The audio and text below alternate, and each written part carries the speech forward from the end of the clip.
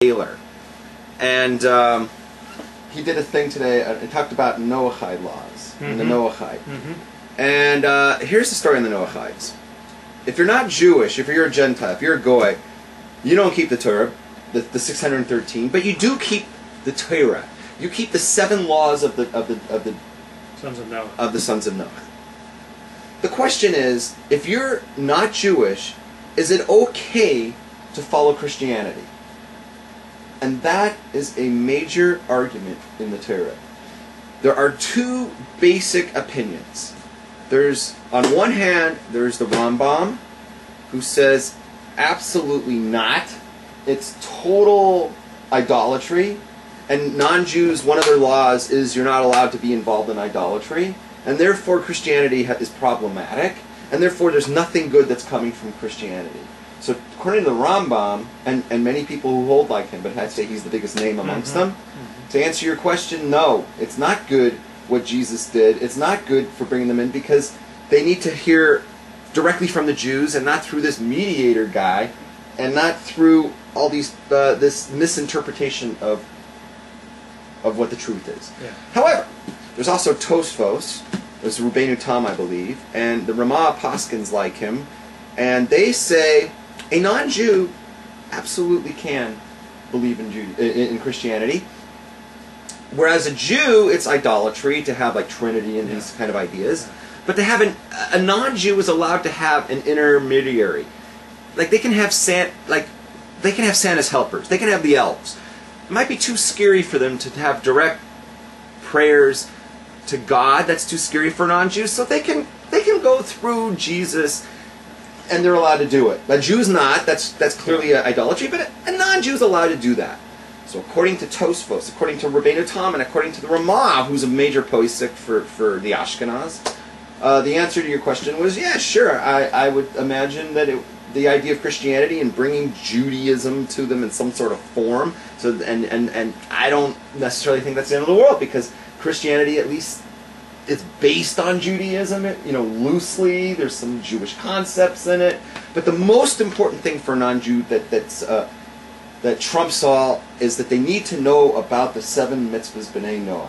They need to know about the Noahide laws, and that's the most important thing. That trumps Christianity.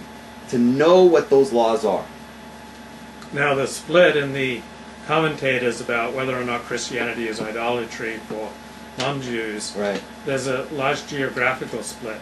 Those commentators who lived among Christians of Europe, generally speaking, held that it was not idolatry for non-Jews, while those who lived in Islamic/Arab countries such as the Rambam held that it was idolatry.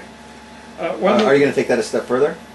I'll let you take it a step because further. some people want to speculate that the difference is that the Rambam lived around the Islamics. He didn't live around Christians, and he didn't have a problem taking a pot shot at Christianity because he didn't live around them. Some people want to say that the Ramah, who lived, I think, in Poland, don't quote me, I think it's Poland, and the Rabbeinu Tam, who lived in a Catholic country in France, they were afraid that the Goyim would get a hold of of what they wrote, and they didn't want to say that their religion was idolatry, and therefore maybe that's why they said it's okay for non-Jews. I don't know, but I've heard people make that speculation, and I'm not prepared to comment because I just don't know. Bilam says about the Jews, about the Israelites, this is a people that dwells apart. I think that's very perceptive. To use Christian talk, Jews are in the world but not of the world. So do you feel like you're someone who dwells apart from the world, in a sense? What is it? I don't even know what that means. Well, Bilam in Numbers chapter 23, verse 9 says, this is a people that dwells apart. So Israel has a separate history, separate path, separate destiny. Oh yeah, we talked about that a little bit last week. That to be separated is kadosh. Kedusha, holy means to be separated. It doesn't mean to be elevated, to be better than people. Right. As you said, it was 23:9. Yeah. I just want to look at the exact translation. But Jews are definitely holy people. We were separated by God to be different. Oh, they're a country, but they're a people by themselves. Yeah, we're people by themselves. we are separated by God to be different than all the non-Jews. Absolutely. Yeah. Yeah. In Numbers chapter 23, verse 23, Bilam says, "There's no augury in Jacob, no divining in Israel." Good thing he's not around today, because Jews are at least as superstitious on an empirical basis that I've seen as I've mixed in the world as non-Jews. So like what? Well, believing in astrology, believing in wearing red rings around their wrist. I mean, they're going for the Kabbalah Center stuff. I mean, surely you've been exposed to a lot of superstition and interest in what's it called when you believe in the stars determining Mazola? Astrology? Astrology, well, and like, but the whole thing of like wearing a talisman is like is going to protect you. I don't know anything about that. So it's a good thing comment. that Bilam didn't see us today, because superstition does seem pretty widespread. Well, I want to say something about. Oh, I want to say something about astrology. Depends how it's handled. Okay, like you open up the Sunday paper or whatever. You look on the internet and they talk about your horoscope. And they'll say, like today, like June 20th, if it starts today, then you're a Gemini. Well, right there, you know this thing is just full of shit, okay? It's not worth the time reading it, because it's full. People say, I'm a Virgo, because I'm, such and such a date. Dumbass, that's following, the ones that are on the secular, that they do in the newspaper and on the internet, is based on the solar calendar. That is so stupid. All of these things are based on the lunar calendar. The path of the moon is what's important on the Mazzolo, on the stars. Judaism absolutely believes in astrology when it's done properly. Every month corresponds to a Jewish month on the calendar. Every month starts at the new moon, when the moon is new.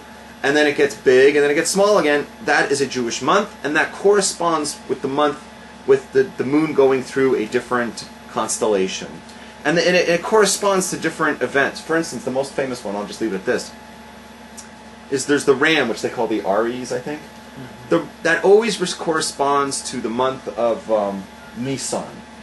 And it's not a coincidence that the sheep, the Carbon Pesach, we give a Paschal lamb, is directly in the middle of that month. It's on the 15th of the month. It's right in the middle of that sign, because the Egyptians, Pharaoh, his god, the big god, was the sheep, and it was the middle of the month of the sign of the sheep. So it was directly in the middle of that sign. It should have had all of its power that night, and that's why he was stupid enough to say, I'm not worried about their God, because my God has all his strength tonight. And God said, great, I'm going to go after all the sheep tonight. So everybody take their God, spill their blood, put it on the doorpost. I'll show you that I'm bigger than the biggest God out there, even when it's in the middle of his month. And not only that, you know about like the age, you know how ages work? Like every 1,000 years we go through a different age. Like the whole solar system goes through a different, going the different direction. Yep.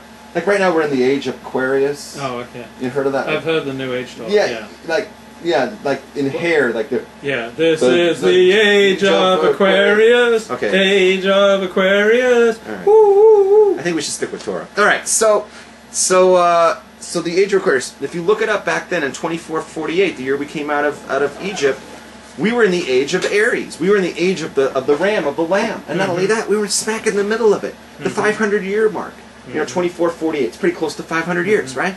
So it should have had all of its power, because we're in the middle of the age of the ram, the middle of the month of the ram, the month, and it didn't help them. So we absolutely do believe that there's strengths that are given, but God gives those strengths. It's not really superstition like that. It's when the non-Jews would get up in the morning and they look at, what sign are you? I'm a Virgo. I'm a Sagittarius. You know what they are? They're ignorant idiots. Okay? The Goyim are pretty dumb, aren't they? Well, I feel sorry for them, because they don't even know what the hell they're doing. They don't know what the hell they're doing. It's all based on a Jewish thing, and they think it follows the solar. I mean, it's just retarded. It makes no sense. I heard that there's a prophecy that before the Messiah will come, that all the fish will die. And why will all the fish die? Because the oceans will be filled with oil. Oh, BP took care of that for us, huh? So, do you think that this big oil spill is a sign that the Mashiach's about to arrive? Last week we talked about the red heifer, right? And some people